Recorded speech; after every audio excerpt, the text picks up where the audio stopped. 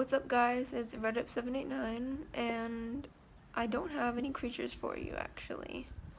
All I have is my beautiful, beautiful book, and it's actually going on sale. So I wanted to tell you guys a little bit more about that, and a little bit more about one spider named Bean.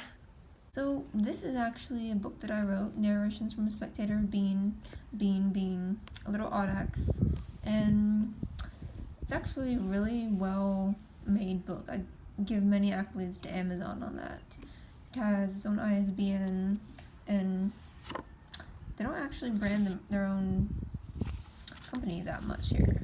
So I wrote this when I was 14 and into some when I was 15. I do think that it's pretty well written considering the age I was, and well written in general. So it's got 204 pages, 9 chapters. It's a pretty sturdy book. It's a paperback, but it's not flimsy or anything. And I think you guys would actually enjoy this. It's not just about spiders. It's more about the lives of the animals that I have, kind of like a reality TV show, but for my insects, and almost a David Attenborough type narration style.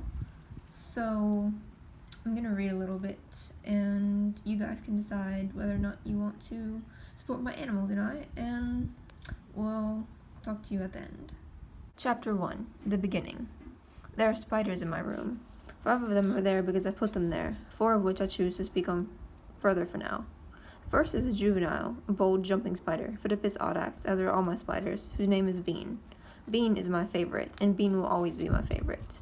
The next is Eris, the first of my males, spark an interest in his species. Then there is Seraphim.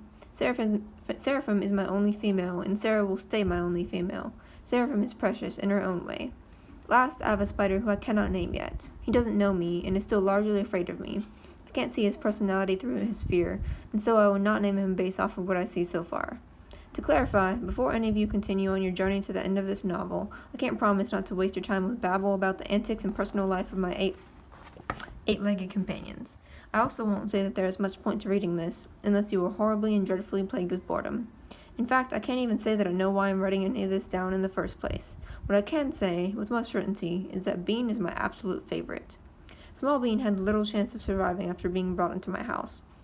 Small Bean was a juvenile, and juveniles were food. I had given the wrong Sling, baby spider, a chance. Visa was the immature spider I had mixed in with the adults. Eris was not prepared to build a web yet, and Visa didn't understand boundaries. Eris was also hungry, and she was enough to sustain him for a while. Visa died. Unlike Visa, Bean's curiosity saved his life.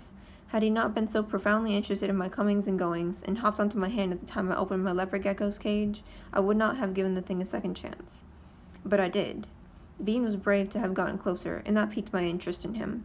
He wasn't afraid of my finger looming over him. No, not afraid, just cautious. Bean was not stupid enough to let go of caution, because for a small spider it was not wise at all.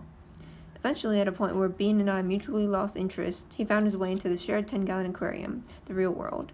I did my best to lead him to a fake plant where the smaller spiders could nest, away from the towering overlords that were the adults. But Bean held himself like one of them, one of the big boys, and so he was.